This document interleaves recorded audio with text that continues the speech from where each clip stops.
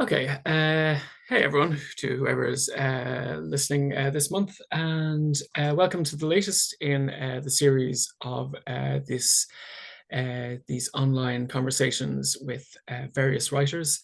And today I'm delighted to be joined by Rachel Roberts, who is a yoga teacher and a creative. And Rachel writes visceral, transgressive fiction that comes from the body. And Rachel works across multiple forms, including short fiction, poems, essays, and comedy as well. So thanks very much for joining us this evening, Rachel. I'm delighted to be here. Great, good, good. So yeah, basically with these interviews, we're focused on talking about the person who's being interviewed, their kind of work. Would you like to talk a little bit about your work, just introduce it and talk us through what kind of perhaps what your latest kind of major project is? Oh, that's such a loaded question, really. But I will focus on my latest project, which was my first novel that I wrote. And I had started writing it years ago, but I had kind of put it away because I wasn't really sure. I knew what I wanted to say, I just didn't know how to say it. And I was waiting for the language to kind of manifest itself, and then it did. And then I spent the last couple of years writing it, and God, that was tough. Like it's always tough when you're writing something and you have a specific idea in your head of how it's going to go, but then the universe has another, it has a different view of the work. So then you have to let go of your vision and just allow the vision to come in. So then the book, the what I thought was the finished draft was done, but actually I think it's just the first draft, like the fifth first draft, if that makes sense.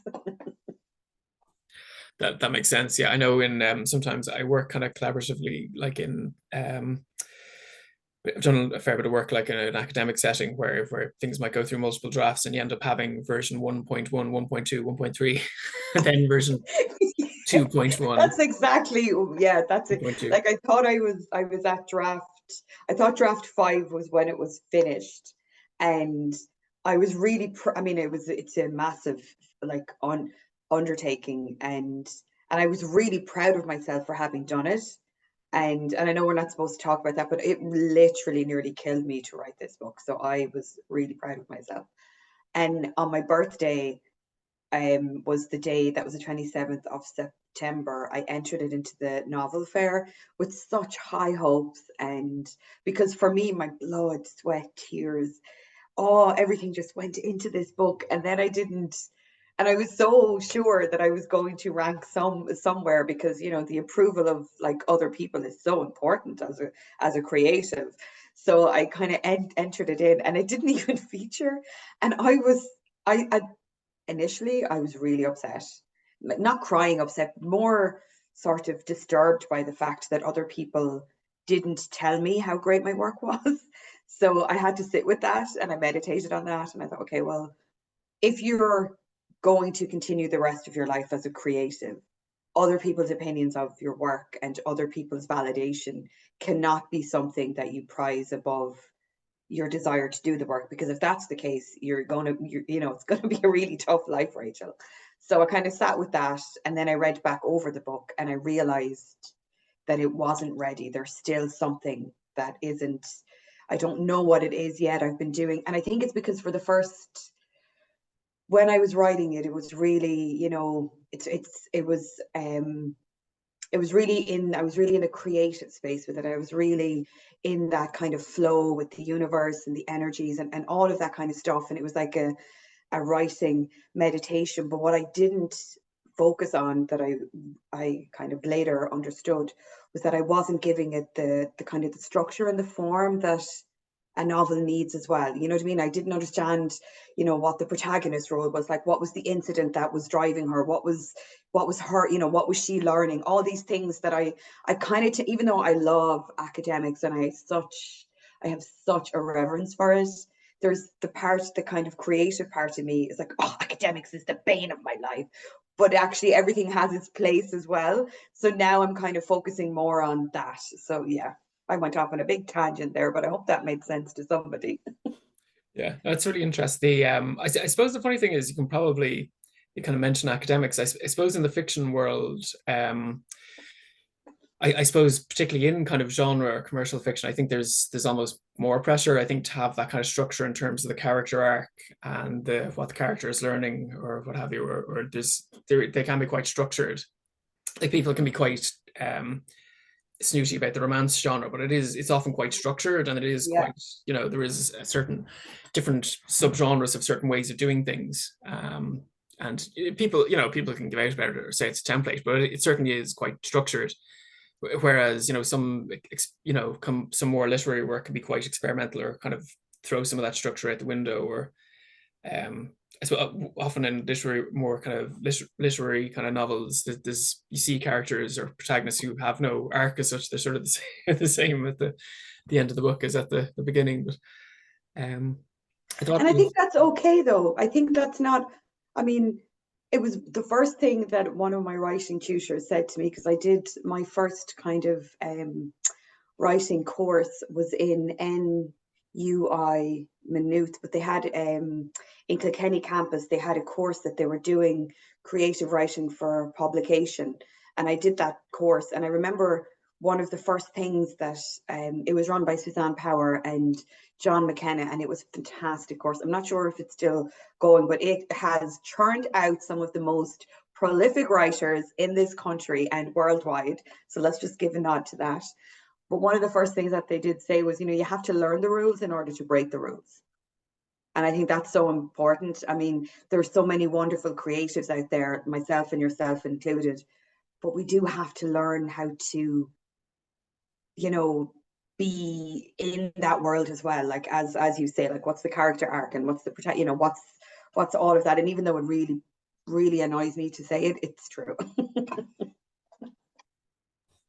I thought it was interesting to mention as well about the novel fair. So for anyone watching who isn't familiar with that, it's with the Irish Writers Centre, and it is quite competitive as well. So just when you mention that, there is an entry fee as well, which are always there's sometimes they can sometimes be controversial with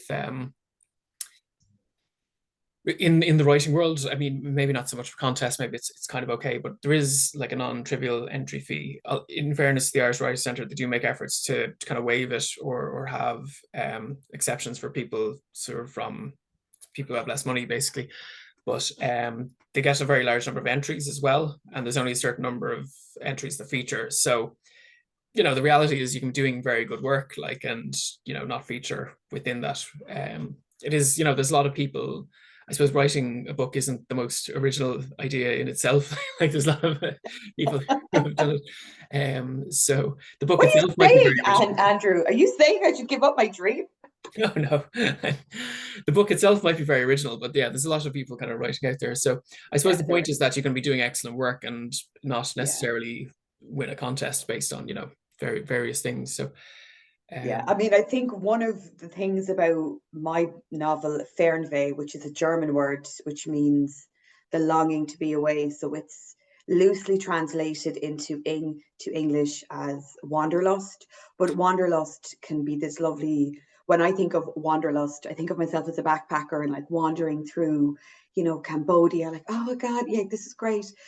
But Fernweh is more like a longing to be away. So when you're at home, you feel sick. Like it's kind of like away sick. It's the opposite of homesick. It's kind of like away sick. God, thank God I'm not a German translator. I probably butchered that. But anyway, sorry to your German listeners out there. And I think the book is very different in that it's a very different take on the sort of archetypal mothering wound that we all have. And I talk very openly and non-prudently, if that's even a word, about what it is to be a woman trying to navigate her way in a world, in a culture. It's very much an Irish culture book where we're constantly told that our bodies are wrong and that there's something wrong. But it's not in a very surface way. It's very deep. It's very visceral. It goes into ancestral wounds. It goes into bloodlines. There's a lot of metaphysical. There's a lot of kind of wisdom in there. There's a lot of I don't want to say debunking of the church, because I do feel that every tradition and theistic and non-theistic faith and spiritual path has all things to teach us. But it's sort of putting a question mark over the patriarchal understanding of the Christ story versus the feminist read. You know what I mean? So that's kind of, so yeah, it's a very different kind of book, I guess, I would think. I just that's because I'm not familiar with that phrase, the mothering wound. You said that it affects all of us, but are you more focused on mothers or women in general or everyone? Like, are you talking about? I think we're all wounded. I mean, how do I understand that? God, that's a good question. I guess we're all wounded by our mother's shortcomings in because our parents are not perfect people. So there's things about our, I mean, it's about the mother, it's about both parents, but the mother wound specifically. And I think that goes because it's kind of I think with the world being in crisis, Mother Earth, I think the mothering wound archetypically is just a bit stronger at the moment. Like if you were to look at it that way. And I guess it's just, I don't mean just, it is a very deep, resonant account of how traumatizing it is when you don't have your mother on your side and you don't have um yeah, and you have a mother who's flawed in her own ways, who's also trying to navigate this world that she doesn't understand. So it's that, does that kind of clarify it a bit, or? It does, yeah, yeah. So I suppose it's about kind of it's about being a mother, but it's also about having the mother as well, and then maybe the reciprocal, yeah, Yeah, relationship. and Yeah. it's about, you know, I mean, it's about a lot of things, but it's also sort of themes of justice and retribution, and it's about these two women who have the same experience, the mother and the daughter, and the mother is the woman who stayed and the daughter is the woman who went away. So that's basically kind of, yeah. Sorry, the dog just woke up and she's really keen to talk. That's all right.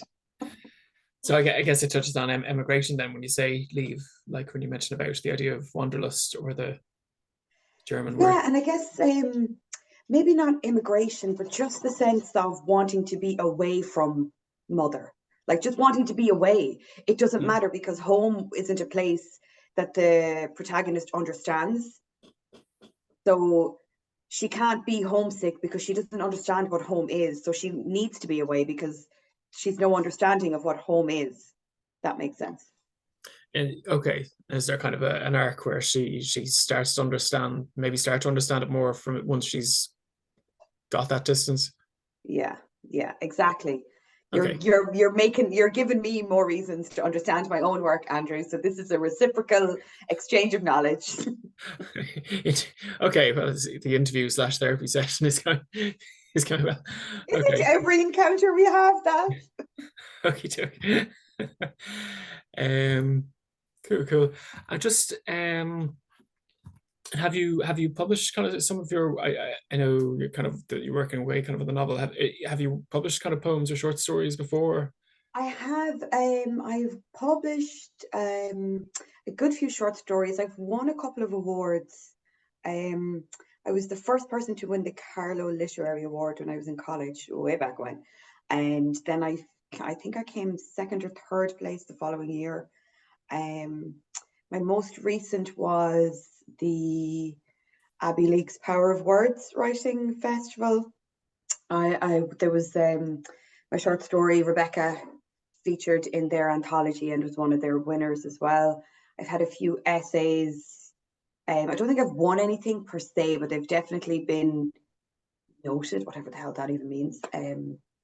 Poetry, I'm always really hesitant to share my poetry. I always feel like poetry for me, I can't hide behind it with fancy words because it's such an economy of words. So when I do write poetry, I mean, I've shared one or two on my Instagram, and I was a bit, and I was there was a lot of fear in doing so because I actually, to be really honest, I think I would consider poetry to be way up there because I love poetry. It's one of my, I just love reading a piece of poetry. You feel like you've read a novel and there's only been like 4 lines or something. I just love it. I actually really love it. But it's something that I'm very hesitant to share and to even kind of write because I always feel like I'm doing it wrong. Yeah, I haven't written much poetry. I kind of dabbled in it bits and pieces there, but yeah, I definitely feel more confident writing fiction. Not even in terms of how much I'm sharing, but more just yeah, I just feel more competent at writing fiction than Well, poetry. I feel like poetry. This, I mean, I write it constantly, but I feel like I can't censor myself when, when it's a piece of fiction, you kind of hide behind the character who's had an experience that you've experienced, and you're sort of like somatizing it in some way through the words and through the story. But in poetry, it's just raw on the page. Like there's no, I can't really censor myself, and maybe I don't have to, but I'm just not ready to go there yet. Just I suppose on that, yeah, in terms of are there particular pieces of work that you could have published but you decided not to? I suppose we've touched on that already, but like, was there anything else like Yeah, poetry. yeah? Actually, there's been so many poems that are very deep and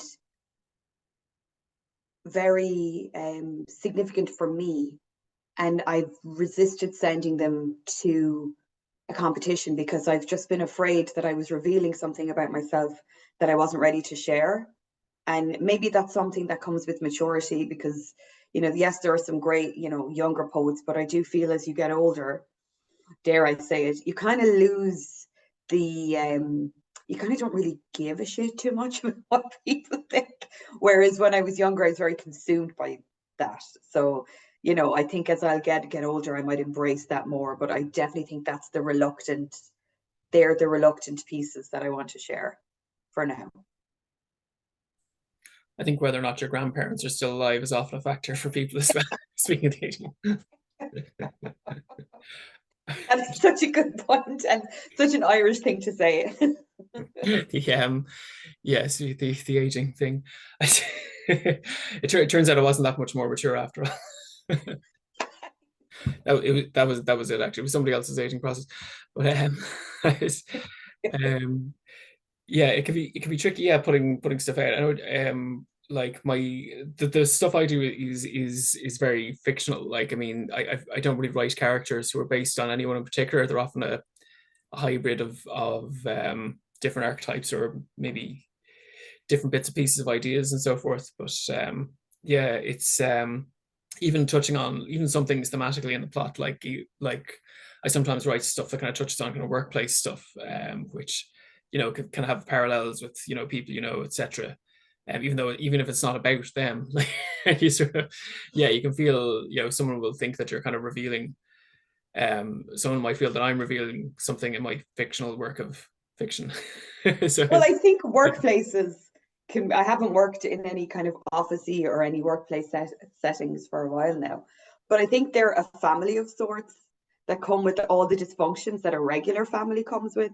So, it's kind of hard not to see yourself in somebody's story about work because we all play the roles in work, like I'm usually the funny one and the one that's got the funny stories, and somebody else is, and we all, so it's, yeah, it's like a family and their dysfunction. So I can see how that would happen.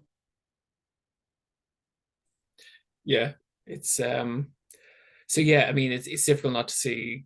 People can obviously parallels with their own life as well when they kind of look at a work of fiction, like regardless of the intention of the author. So yeah, and yeah, are there kind of future projects maybe that you haven't started yet, or that you I have have on the burner or the back burner that you'd like to kind of bring out? I have in my mind the idea. Sorry, the dog's just jumping up now because she wants a bit of attention. Um, I have in my mind the next sort of bigger project that I'd like to do is a collection of reflections, because when I teach a yoga class, I usually read like a piece of poetry afterwards, or I sort of center the class around a piece of work that maybe I've read that week or something. So I'm sort of tired of reading other people's work and I'd like to maybe read my own. So I'm going to put together a collection of sort of um, that. And I'd like to do a collection of short stories because and I'm working on a short story at the moment, which I'm really liking, but there's something that I can't. It's basically because I'm very obsessed with power structures and relationships and how they kind of play out. And it's I don't want to give the plot away, but it's a very unusual scenario, and the power structures are all over the place and the boundaries are being pushed. And I just think it's a really interesting dynamic. But I'd like to finish that. And I'm also working on something for culture night. I'd like to do something, yeah. So I'm sort of doing like a yoga, writing, putting together something as well. So I have a few things in the bag. When is culture night again? I keep missing it. It's the 22nd of September. So if Yeah. anybody wants to do anything, I'm living in Carlow, so every county has their own. I think the deadline is the 20th of February. So it's very, if you go into your local arts office, they'll have all the kind of forms and expression of interest forms, and you can just go in there and apply for your funding. And yeah, so it's great. And there's loads of art links fundings at the moment, like individual artists can get up to 3,000 euro. There's also a big collaborative one, which I have an idea for that too, but that's still it's still being percolated in the mind. And that you can get up to like 20,000 euro for that project. So there's great opportunities there for any artist with any magnificent ideas. Great. I'm kind of curious about the plot of the short story, but you don't want to share it, no? Well, I mean, I'm just like any writer, I'm terrified somebody's going to steal my idea. Okay. But it's basically this woman who's a therapist, and she is so jaded, and she's just really not particularly nice person. And she gets a new client, and it's just, we have this perception, I think, that the people that we charge with our lives, like the guards and therapists and people in the social welfare office, like we think that they are in on this big thing about life that we don't know about. And we kind of think that they're so together because they're in these positions of power, when actually they're just as flawed as we are, if not worse. And it's just an interesting dynamic of these two women who are kind of having a battle of wits, but it's done, and it's done in a very kind of quiet mode, because they're just sitting on chairs opposite each other. So everything's done sort of through dialogue and through body movements. And I suppose my years of doing yoga and listening and looking at the body and the body language, we always give away little things with our bodies that we're not really aware of. Yeah. And I think that's just an interesting dynamic as well, that these two women are sitting there and they're having this really, and it's all very passive aggressive, but in a nice way. So I just, the way women can do that masterfully. So it's just that, yeah. I never noticed That is the correct answer, Andrew. You passed the test. Okay.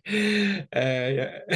Sorry, I should probably just say I don't mean that like in the every woman is like that. I mean, in my experience, I have been a master at that, and some of my Yeah. peers have been a master at that. That doesn't mean that all women are like that. Yes. There are women who are good at doing it when they want to. Yeah, that's fine. Some men as well, I'm sure. Yeah. Yes. Very good. Cool. Yeah. So you're not going to give away the big twist of the plot, which is fine. No, I actually have to figure out what the big twist is yet. Like, it's there. There's about 4 of them at the moment, but I'm not sure which one it is. Oh yeah. Okay. So if you reckon there's one, you can have a smaller twist so people will think that that's it, and then have the whatever the massive one at the end. Fantastic. Very cool. And great. That sounds really cool. Like, yeah, definitely. Yeah, I'd be curious to kind of to see that when it's finished. Cool. I will hopefully have it finished soon. Like I said, I'm just recovering from a major surgery, so everything sort of got put on the back burner for a while, but hopefully now I'll get back in. It's hard to get into the habit. I was in a much better habit of sitting down at the desk and doing, and when you get out of the habit, it's like, oh God, another cup of tea. Yeah, the routine can get thrown off, right? Yeah.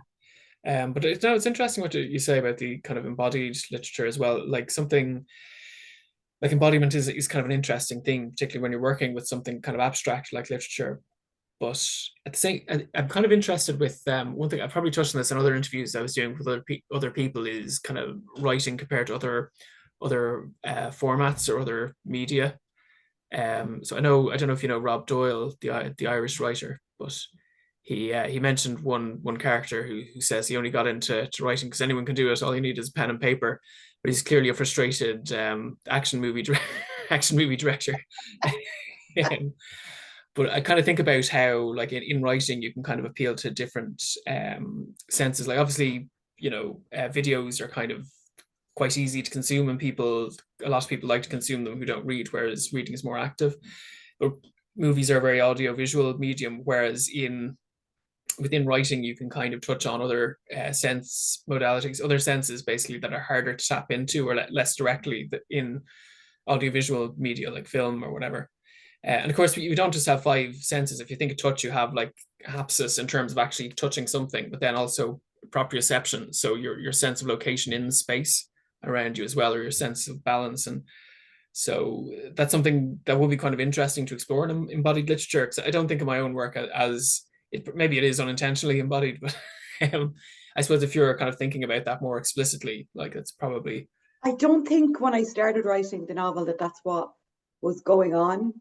I Mm, just sort of let fly. Like I had bits of stuff all over the place, but it was only when I finished it and I noticed that the space and like the main character jumps you know timelines because it's a very big story. There's a lot. It's sort of like a trauma story, and trauma doesn't get stored chronologically in the mind, and it gets stored in like the folds of our bodies, so it comes out in different ways. So when she's like flipping back and forth between timelines, and the reader goes with her, and it's actually quite exhausting at times. And I think that's the part that I need to be very careful that I don't take people constantly, because you're going with her through all these experiences. Some are really funny, some are really dark, some are just shit. Sorry for my language. And but you're with her in the body because she's giving you such a feeling of it that you're there with her, and you feel it in your shoulder. Like you feel your shoulders tensing up, and you'll feel your stomach churning at what's coming next. You'll have tears for the pain that she's in. You'll have tears for the laughter. You'll have a lovely feeling in your heart when she's talking about different adventures. So yeah, I think that's it's very hard to write from that place because we're not, well, I can only speak from my own experience. As I said, I was brought up in a very Roman Catholic culture. So as a woman, my body was wrong. Like it was just wrong. And I was never told how to live with it or like in it, feel it. We were always told that sort of God is out there. So this polarity was, God is out there and you're here. And and I think stepping into the body and learning how to hold space for your own emotions and for your own experiences is a really important thing. And then to try and translate that into a piece of work is another really important thing. And anyway, yeah, hope that makes sense. it does, yeah. No, I was kind of surprised I was kind of waiting for the word trauma to come up actually, just from it seemed implicit in what you've kind of been speaking about so far. Yeah. But I I mean, the think setting of it's it is really significant. It's yeah, like I've never read a piece of work where um the kind of setting is where it is. Like it's in the interrogation room of a Garda station, and we never get snippets of that. We always get kind of the after there's been an assault, or the before, the kind of lead up to it, but we're never held in that really uncomfortable space of being in the interrogation room while the questioning is going on. We have visions of it, but we don't. So that's what I mean. Like I am giving you the experience of what it's like through the research and stuff that I've done. So great. sorry. The dog's just literally eating my lip balm. I was wondering why she was so quiet. Well, yeah, I suppose, yeah, if you're kind of dealing with these kind of difficult topics, like it will be challenging, and if the structure reflects that, I mean, I don't think you should necessarily have to compromise that unless you want to be, I don't know, have the next Harry Potter series or something. And so just change.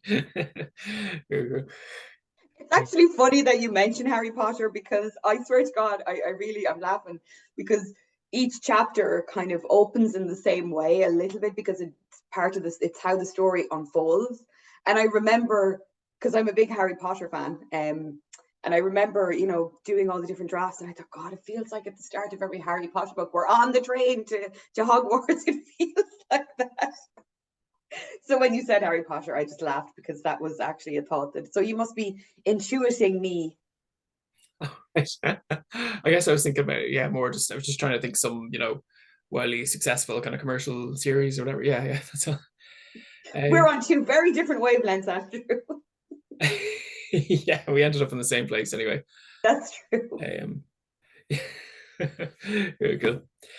Look, thanks. Was there anything else you'd like to add about your work or your thoughts about um the process of your work, or I suppose particularly putting your work out there? Or Um, I suppose that has been a theme of these interviews, like about what people thoughts about publishing their work or having it, I suppose, out in the public eye and so on. I think no, I feel that being a creative is easier than being a writer. And what I mean by that is if my pursuit is always to be published, then it will prevent me from just doing the work, just having a bit of fun with it. And I guess I'm very lucky that I have a lifestyle that can facilitate that. I don't have to write to deadlines at the moment. That might change and I might be having a different conversation. But if there is anybody out there listening, and just write because you're enjoying it and because it's fun, and don't worry about, because there's, how do I say it? What the publishers want versus what you have might not always be the same. So you'll find like every pot has a lid. So if you just stay true to your work, then the right publisher will come along. And also, I think self-publishing has become a bit more popular now. And it's not I mean, years ago it was very, I think, naff to be a self-publisher, but I feel like now people are doing it more and more because they're kind of sick of being sort of typecast and pigeonholed. So anyway, that's just my yeah, I'll just end on that. If you're at home and you're writing the novel and you think, oh, I'm never going to be published, who cares if it's never published? You're writing for you because you have something to say, so just say it. And anyway, your friends will all tell you it's great, so don't worry about it. This is it. Yeah, yeah. I know what you mean. There can be a lot of gatekeeping, I suppose, in mainstream publishing, under Yeah. because there just isn't enough space for everyone to get their book published, I guess. Well, Yeah. there is enough space, but we just we're kind of sold this scarcity mindset, I guess, that there's not enough space, but actually there's plenty of space to have everybody's stories out there. So I'm going to correct you on that, Andrew. Yeah, let me rephrase that. There isn't enough space on the table in Eason's when there's already an entire shelf dedicated to Harry Potter, the last book of which was published 15 years ago. I know, God. I'm sorry. I wouldn't like to be what you call it, what do they call it, young fiction. I wouldn't like to be any of those writers at the moment because I don't know if they'll ever get under the weight of Harry Potter. No, that is a particularly closed shop. Like even if you go into any mainstream bookshop, certainly in Ireland, like I mean, it seems like you can see 100 different writers in the adult section, and like in children's, it's like J.K. Rowling, David Williams, still quite a few Roald Dahl, like, and then there seems to be 10 writers who seem to completely dominate it, and then a couple of celebrities who are famous for doing something else, who whatever tripe I know. Look, but that kind of goes back to your what you were saying about not being enough space. I mean, why would you try and write a book if you know that you're going to be constantly compared to like J.K. Rowling? Like, come on. exactly, yeah. Fairness. I mean, God, yeah. I grew up in a healthy diet of C.S. Lewis. I loved the Chronicles of Narnia. So I compare Harry Potter to the Chronicles of Narnia. Yeah, no, I read a lot of Roald Dahl as a kid. Yeah, Oh yeah. maybe we should have ended on your note actually. So, Well, let's just wrap. Let's just edit out all this stuff, and we'll finish on that note. to basically follow your dreams, don't let anyone tell you no, and keep going. Great. Indeed, So I look, love thanks it. very much for joining us, Rachel. You're very I'll welcome. probably stop the recording now. We can have a little debrief. Okay, thanks very much for Hold on, watching. you're still recording.